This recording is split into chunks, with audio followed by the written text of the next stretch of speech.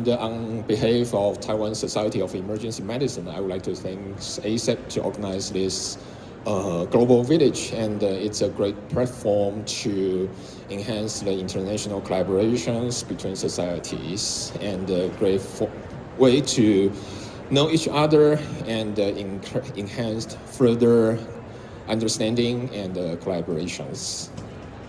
So today my sharing, there will be two parts. The first part is a brief introduction about Taiwan Society of Emergency Medicine and the development of emergency medicine in Taiwan. And the second part is about the project started by TSEM this year. We welcome the emergency medicine residents around the world and come to Taiwan and to start observership, to understand and to know more about the healthcare system, emergency medicine systems in Taiwan.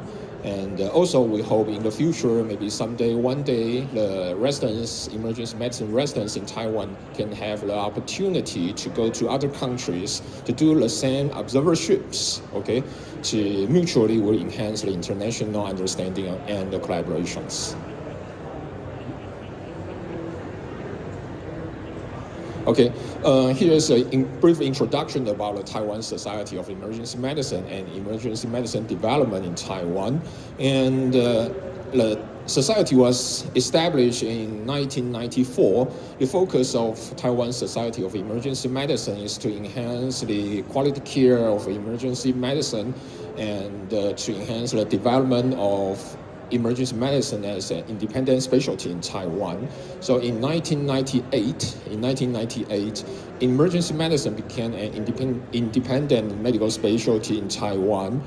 And we got the same position as internal medicine, surgery, gynecology, and pediatrics. So it's almost 30 years ago. And nowadays, we have more than 2,200 board-certified emergency physicians in Taiwan. And there are more than 200 emergency departments in Taiwan currently to try to set up the emergency care systems, the emergency care networks in Taiwan. And okay, here is, and the annual ED visits for Taiwan is about 12 million every year. And here is the training program, the training process of emergency medicine in Taiwan. Currently, we have more than 40 training programs across Taiwan. So there are more than 40 training hospitals in Taiwan. And every year, we got a position of emergency medicine of residents, around 100. About 5 years ago, we can see that in 2021, there's more than 110 positions we can train this amount of residents in Taiwan. And then it's start COVID, so we can see that the position is the same, but the residents we can recruit is decreasing. I think it's quite similar in many different countries and maybe also in the States. So during the COVID, the pandemic, so we got the same problems solved, or the same challenges to recruit new residents in Taiwan. And after the COVID, I think the situation just recovering, and the residents we can recruit just gradually increasing from the bottom point of about 60 to around more than 80 in this year, 2025. So, and the fill rate is also recovering. So, okay, so here is the brief introduction of Taiwan emergency medicine development. And the second part is about a project we try to start. Actually, we start this year. It's Taiwan Emergency Medicine Residency Observership project. Okay, for this project, the TSEM, the society, tries to call for the volunteers from the more than 40 training programs in Taiwan. And okay, we just ask everyone who want to accept the application from other countries, for the emergency medicine residents from other countries to come to Taiwan and accommodate them. Okay, let them know to see their daily practice and to introduce them about the development of the system, emergency medicine systems in Taiwan. So we got 12 hospitals or 12 training programs. Okay, they say, okay, we are willing to do that. So from this perspective, so the society can help them try to promote their programs to other countries in this kind of situation, just like the ACEP annual like the ACEP conference. Okay, so I think for the training programs, it's very difficult for individual training program to promote themselves, okay, by themselves. But for the society, we got a good chance to be here in this situation to introduce them.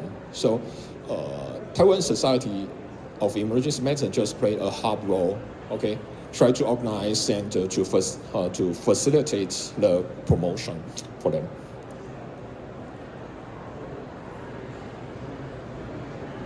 So here, okay, of course, it's a kind of international collaboration. So we got a chance to know residents from other countries, okay? And residents in other countries can also to see, although we read the same textbook of emergency medicine, we study Tinninelli, we study Rose, and the textbook, the content is the same. But when it comes to daily practice or clinical practice, I think they'll be a little different, okay, to use the same knowledge to be into your daily life. And but from another perspective, although we got different systems, different healthcare systems and education systems, but the challenge we face around the world is the same. We got ED overcrowding, and we got physician burnout, and our main staff is training out. We got inadequate human resources to practice in the ED. Not only physicians, but also nursing shortage. The challenge we face is the same, but maybe we have different ways to deal with this kind of challenges. I think it's a great way to know each other from this program. And this is a centralized information portals. So if there is your residents, okay, who can see, maybe someday I can go to Taiwan to see their systems. Okay. So you don't need to go to different training programs to study what's their plan and what's their rules for the application. You can just go to the website of Taiwan Society of Emergency Medicine. It's a central role. You got everything there. Okay. So every training program who is willing to do this, like send their information to TSEM, and we put in only one website. Okay. So you got everything there. Oh, okay, you can one stop, you get everything. It's more convenient to residents around the world to get the information. And the other one is the flexibility of scheduling. So the center program is about 4 weeks. But if you think, okay, you spend 4 weeks in one hospital, it may be a little boring, or you want to see more hospitals across Taiwan, then we can just fix it. We can just accommodate according to your plan. Maybe 2 weeks in one hospital, or 1 week in a hospital, and you can go around for 4 different hospitals across Taiwan. And the other one is that you get not only the support from the hospital, the training programs, but also the coordination help from the TSEM. So the application process will go, okay, although we can just try to coordinate this kind of information, but the residents should apply or submit to the application form to individual hospitals. Okay, that's the executive process. And about the training fee, so it depends on the training programs. So, okay, some of the programs say, okay, we welcome everyone come to Taiwan, so it's free. And maybe some training program will say we'll take a little bit fee, but it depends on the hospitals. And about accommodation, your living expense and your flight, okay, it depends on the residents. Okay, and of course you should maintain communication and comply with the law, regulations, and hospital policies. Okay. And after the training, after the observership, okay, you should give some feedback not only to the hospital but also to TSEM for us to adjust this project and to make it better in the future. Okay, here's the map of Taiwan. We got 12 hospitals who are willing to join this project, the 10-road project. Okay, here is in the northern part, we can see here is, in the northern part, we got Linkou, it's the hospital where I practice, and Taoyuan General Hospital, Taipei City Hospital, and the National Taiwan University Hospital. There is the National Taiwan University Hospital is the oldest and the most well-known hospitals in Taiwan. And Far Eastern Memorial Hospital, and in Taichung Hospital, and the China Medical University Hospital. There are totally 6 in the northern Taiwan, 3 in central Taiwan, and 3 in southern Taiwan. And here is the Qimei Medical Center here in southern Taiwan.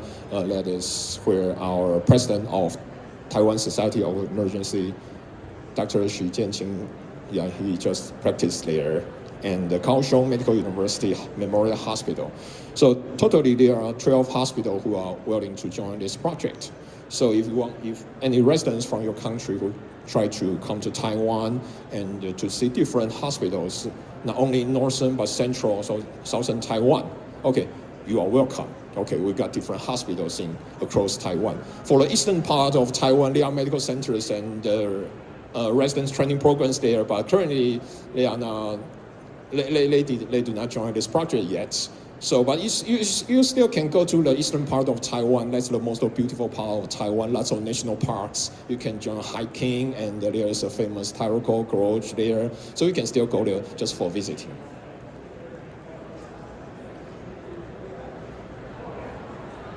Okay, so here the QR code is direct access to the webpage of Taiwan Society of Emergency Medicine, and directly to the page of the Taiwan Emergency Residency Observership program. Okay, you got everything there, the details over there. So, thank you. Okay, that's my sharing of the project, what we start this year, and hope someday, one day, the residents in your country can come to Taiwan and try to see what's going on in the system in Taiwan, and see what's the same challenges in Taiwan, the overcrowding. You know, in Taiwan, the patients can stay in the ED for maybe more than 3 days or even 1 week in medical centers just because of overcrowding, just waiting to be brought to world. So yeah, so that's all. Thank you very much.